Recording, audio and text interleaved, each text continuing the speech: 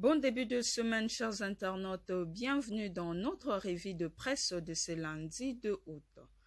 La désignation des animateurs de la CENI, l'attaque du centre catholique Lindongue et de la résidence de Fridolin Cardinal Ambongo sont donc le gros sujet exploité par la presse congolaise ce lundi. Ouvrons ces tours d'actualité avec Forum des As qui titre à la une « Assemblée nationale, Dodo Kamba dépose le rapport de confession religieuse ». Pas de consensus autour du nom du futur président de la CENI. C'est désormais chose faite. Le prophète Israël Dodo Kamba, évêque général des églises de réveil du Congo, a enfin déposé les rapports de confession religieuse à la chambre basse le vendredi 30 juillet. Au nom de confession religieuse, hormis la SINCO et l'ECC, déposé dans la soirée leur rapport contenant le PV de désignation du successeur de Corneille Nangaa au service courrier de l'Assemblée nationale. Nous sommes venus remplir notre devoir civique, celui de déposer en bonne et due forme les conclusions du travail que nous avons commencé, à déclarer à la presse le porte-étendard de confession religieuse. Dodo Kamba a, sans dévoiler l'identité du candidat désigné, laissé à l'Assemblée nationale la primeur de les faire, abordé sur l'absence des délégués de la SINCO, de l'ECC. Dodo Kamba s'est montré diplomatique. Il faut que je vous dise aussi que même l'Église salutiste n'est pas représentée. Il ne faut pas nous emmener sur une piste pour faire croire à l'opinion que nous ne sommes pas un. Vous avez suivi le président de notre plateforme ce vendredi 30 juillet.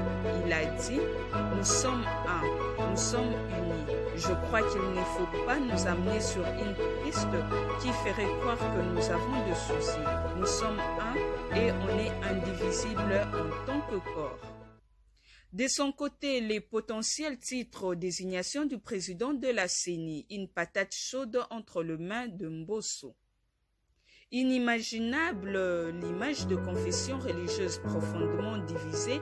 6 confessions sur 8 qui composent la plateforme de confession religieuse ont choisi leur candidat pour la présidence de la Commission électorale nationale indépendante CENI en Syrie. Un scénario qui rappelle celui de juillet 2020 lors de la désignation de Ronsard Malunda à la tête de la centrale électorale. Le même scénario que celui de 2020 se répète, comme pour dire le prince de l'Église, père de foi et généralement donneur de leçons aux politiques, n'ont pas été eux-mêmes capables de tirer les leçons du passé. Entre l'honneur et les râlons politiques, la situation confuse actuelle explique tout. N'y est une réponse du choix surprenant opéré par eux. L'Assemblée nationale, avec à sa tête le président Mbosso Kodia, devra ainsi gérer avec méthode et tact la suite du dossier sur base de la loi. Il s'agit là d'une patate chaude, bien très chaude, entre les mains de Christophe Mbosso. Lui et son institution devront produire un miracle, celui de développer des codes pour décrypter le langage de sourds. Qui pour prendre le désormais mystérieux fauteuil de Corneille Nangaa, question difficile au regard de la tournure inimaginable des événements de la désignation du président de la Commission électorale nationale indépendante, s'épouse le quotidien. Dans l'autre registre, toujours le potentiel nous renseigne Kinshasa, l'archevêché et la résidence du cardinal Ambongo objet d'actes de vandalisme. Un groupe de vandales ont pris pour cible l'archevêché et la résidence de Fridolin Cardinal Ambongo dimanche 1er août dans l'avant-midi, lié qu'ils ont investi en scandale de chants proférant de propos désobligeants et posant des actes de destruction. Le pire a été évité grâce à la promptitude avec laquelle les éléments de la PNC commis à la garde ont réussi à disperser ces assaillants. L'archevêché de Kinshasa dénonce via un communiqué signé par son secrétaire chancelier l'intrusion en son sein d'un groupe de personnes non autrement identifiées qui s'est attaqué particulièrement à la résidence de Fridolin Cardinal Ambongo, archevêque métropolitain de Kinshasa. Ces intrus ont scandé des chants, proféré de propos désobligeants et posé des actes de destruction. Nous regrettons profondément cette attitude peu responsable. Nous mesurons et évaluons sur tout le plan ces actes que nous désapprouvons fermement ainsi que leurs conséquences. Aussi, invitons-nous tous les fidèles catholiques à rester extrêmement vigilants pour empêcher toute dégradation du patrimoine ecclésial et prudents pour ne pas se laisser influencer par personne, écrit le secrétaire chancelier dans ses documents. En même temps, l'archevêché remercie le service de la police nationale qui a réagi avec promptitude pour disperser ces assaillants. De tout cœur, nous remercions aussi tous les fidèles catholiques ainsi que les personnes éprises de paix et de justice pour leur soutien moral au cardinal archevêque de Kinshasa, a écrit par ailleurs le secrétaire chancelier. Il demande à tous les fidèles s'intensifier de prière et en ces circonstances assez préoccupantes. Toujours dans ces registres, Kabuya aux militants de l'IDPS, si l'un d'entre vous s'en prend aux édifices de l'Église catholique, je serai le premier à demander qu'il parte à Makala. Le secrétaire général de l'Union pour la démocratie et le progrès social, UDPS en cible, Augustin Kabuya, est monté au créneau ce dimanche 1er août 2021 pour fustiger les attaques perpétrées contre les édifices de l'Église catholique de la République démocratique du Congo.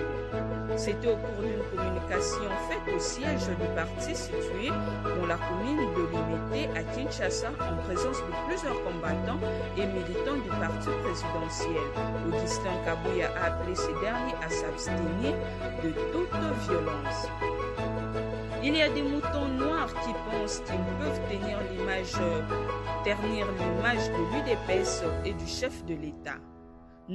Nous sommes des gens pacifiques, nous sommes de non-violents, nous sommes un parti politique de la non-violence. Si j'apprends que tel que vous êtes là, partout où vous habitez, vous apprenez qu'il y a quelqu'un qui vous profite de la situation politique pour aller s'en prendre aux édifices de l'Église catholique, il faut l'arrêter, a déclaré le numéro 2 du parti présidentiel.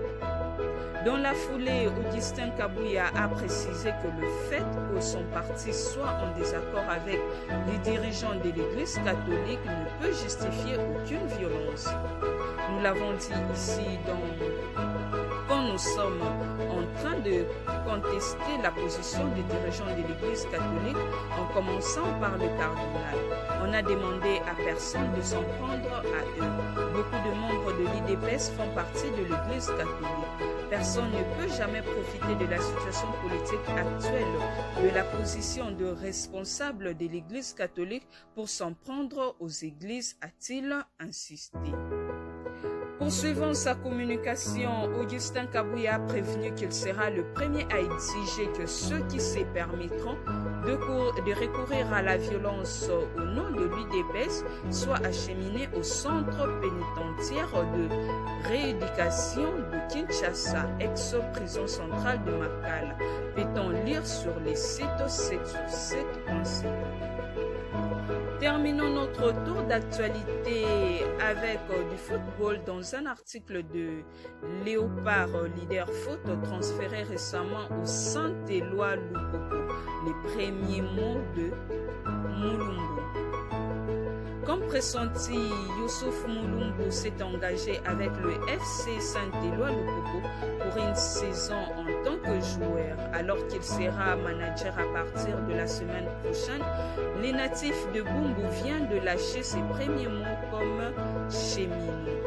Signature et présentation d'un léopard aguerri. Décidément, ce vendredi 30 juillet est une date qui restera dans les annales de bleu et or de Lubumbashi. Avec l'arrivée d'un nouveau président, il y en a à peine 2 semaines, Lupopo a commencé à revoir ses ambitions à la hausse et visiblement peut espérer les réaliser. Mulumbu pose ses valises à Lubumbashi pour commencer. Quoi de mieux pour le début d'une reconstruction? Sans doute pour la saison prochaine. Le protégé de Jacques Kiambula annonce déjà la couleur. Une saison prochaine qu'il faudra bien aborder en championnat national, cette Vodacom Ligue 1 que la prestigieuse nouvelle recrue veut promouvoir. Construisons l'avenir de notre équipe FC Saint-Éloi Lupopo. Valorisons et faisons la promotion de notre championnat. Vodacom Ligue 1, baptisons l'avenir de notre football, a écrit Youssouf dans son tout premier tweet en homme bleu et jaune. Alors qu'il retrouve son pays natal pour jouer pour la première fois de sa carrière le milieu de terrain de 34 ans, formé PSG semble avoir hâte de commencer à l'image de tous les supporters de son nouveau club. C'est ici que prend fin notre tour d'actualité, mais avant de nous quitter, voici notre pensée du jour. Elle nous vient de Voltaire, écrivain et philosophe français du XVIIIe siècle. On cite « Quand il s'agit d'argent, tout le monde est de la même religion ». Restez branchés sur votre chaîne GCT Magazine Télévision et n'oubliez pas de vous abonner massivement.